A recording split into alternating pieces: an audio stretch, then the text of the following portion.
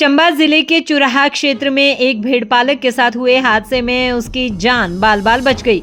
करीब 100 फीट गहरी खाई में गिरने के बाद भी भेड़पालक जीवित बच गया। हादसे के बाद उसके साथियों ने साहस और सूझबूझ का परिचय देते हुए घायल को अपनी पीठ पर उठाकर कई किलोमीटर का पैदल सफर तय किया और उपचार के लिए अस्पताल पहुंचाया। इस घटना ने एक बार फिर जाको राखे साइयां मार सके ना कोई कहावत को चरितार्थ कर दिया। जानकारी के अनुसार भेड़पालकों का एक दल हर वर्ष की तरह इस बार भी लाहौल स्पीति से अपनी भेड़ बकरियों को लेकर वापस चंबा की ओर लौट रहा था।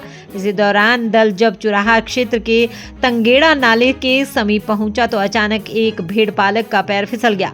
इससे वह अपना संतुलन खो बैठा और देखते ही देखते करीब 100 फीट नीचे गहरी खाई में जा गिरा। अचानक हुए इस हादसे से दल में अफरा तफरी मच गई। साथियों ने बिना समय गंवाए घायल भेड़पालक को खाई से बाहर निकालने का प्रयास शुरू किया। घायल की हालत को देखते हुए उसे जल्द से जल्द सड़क तक पहुंचाना जरूरी था, लेकिन घटनास्थल से सड़क तक पहुंचने के लिए कोई आसान रास्ता उपलब्ध नहीं था। ऐसे में भेड़पालकों ने हिम्मत नहीं हारी। उन्होंने घायल साथी को अपनी पीठ पर उठाया और दुर्गम रास्ते से कई किलोमीटर तक पैदल सफर किया। इस दौरान उन्होंने बारी बारी से घायल को संभाला और उसे चांजू तक पहुंचाया।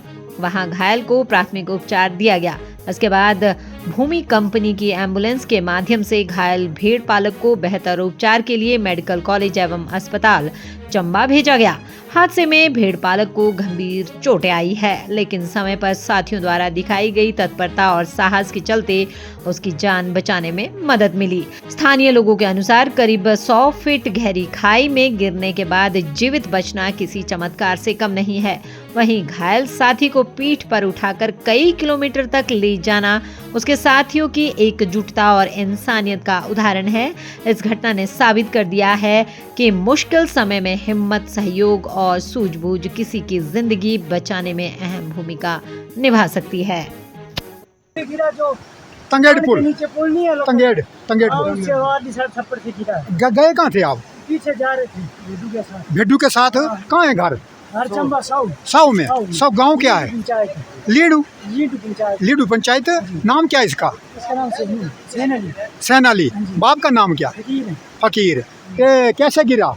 धक्का से लग गया है। भेड़ बकरी के बीच? बीच में नहीं, लास्ट में था, पीछे लास्ट में। तो पुल से वार की पार? वार सब। आपने एम्बुलेंस को फोन किया? एम्बुलेंस को? हाँ, गाड़ी पे मंगा लिया चंबा से। दीदी, आपने अपनी शादी में किस किस को बुलाया था यार? मैं तो बहुत ही कंफ्यूज हूँ। उन्हीं को बुलाया जो परदादी की शादी में थे। परदादी की? नाना नानी की शादी में भी थे, नाना नानी की, और मम्मी पापा की शादी में भी आए थे। कौन है बताओ? फतेह चंद ज्वेलर्स जो 5 जनरेशन से हरियाणा हिमाचल के प्रेफर्ड वेडिंग ज्वेलर्स हैं। और अब उनके नए डिजाइन्स, वही शादी वाली फैलावट, 30% कम वेट पे, गर्दन पे भी बोझ नहीं और तेरी पॉकेट पे भी नहीं। मेरी पॉकेट?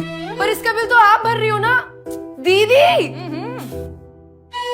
अब छोटी को ज्वेलरी रुबीना दिलाएंगी या कोई और, ये फैसला बाद में होगा, मगर वेडिंग ज्वेलरी 121 सालों से फैसला एक ही है।